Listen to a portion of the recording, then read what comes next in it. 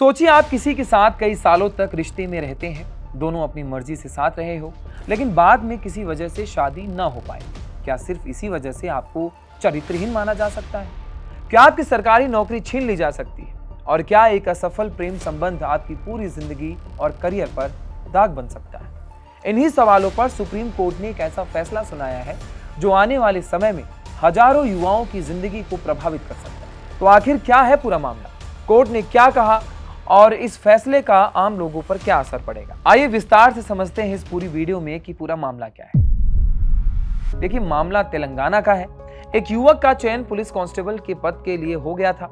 सब कुछ ठीक चल रहा था, लेकिन भर्ती प्रक्रिया के दौरान उसके पुराने प्रेम संबंध से जुड़ा एक मामला सामने आया। रिकॉर्ड में यह बात आई कि साल 2014 में युवक के खिलाफ एक महिला ने शादी का झांसा देकर शारीरिक संबंध बनाने का आरोप लगाया था।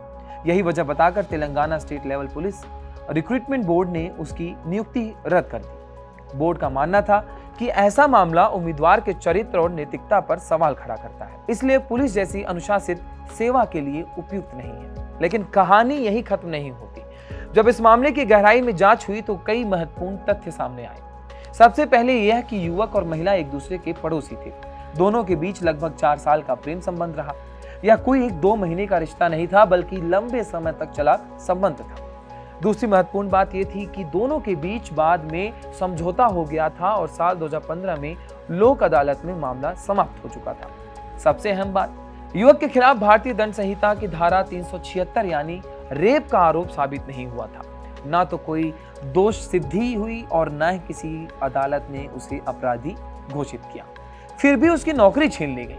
यहीं से मामला सुप्रीम कोर्ट पहुंचा और जब वो फैसला आया, उसने इसे पूरे मुद्दे को एक नया नजरिया दे दिया, उसे देखने पर मजबूर कर दिया, एक दिशा दे दी। सुप्रीम कोर्ट की पीठ, जिसमें न्यायमूर्ति मनमोहन और न्यायमूर्ति मनोज मिश्रा शामिल थे, ने साफ शब्दों में कहा कि 2 अविवाहित वयस्कों के बीच आपसी सहमति से बने शारीरिक संबंध को किसी व्यक्ति के चरित्र के खिलाफ सबूत नहीं माना जा सकता।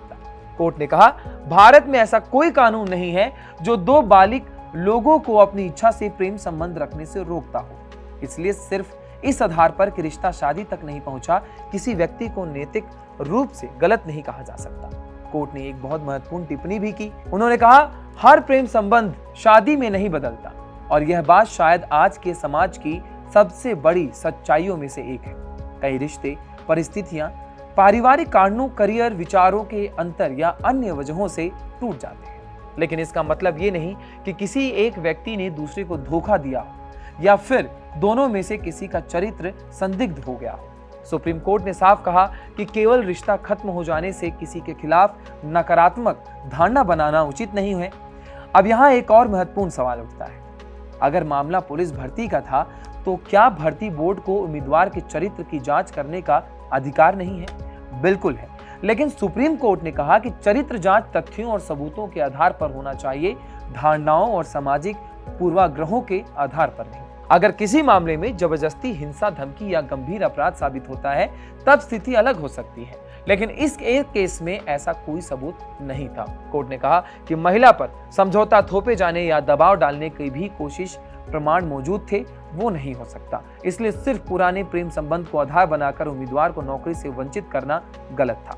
फिर सुप्रीम कोर्ट ने एक और कानूनी सिद्धांत की याद दिलाई, और वह ये थी कि निर्दोषता की धारणा, यानी जब तक अदालत किसी व्यक्ति को दोषी साबित नहीं कर देती, तब तक उसे निर्दोष माना जाएगा।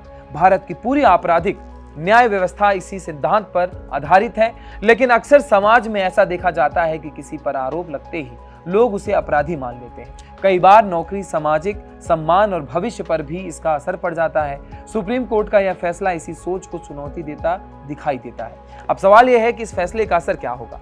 इस फैसले को स्पष्ट संदेश जाता है कि व्यक्तिगत संबंधों और निजी जीवन को लेकर सरकारी संस्थाएं मनमानी धारणाएं नहीं बना सकती। और हाँ, किसी व्यक्ति का प्रेम संबंध रहा हो, रिश्ता टूटा हो या शादी न हुई हो, सिर्फ इन कारणों से उसे खराब चरित्र वाला नहीं माना जा सकता।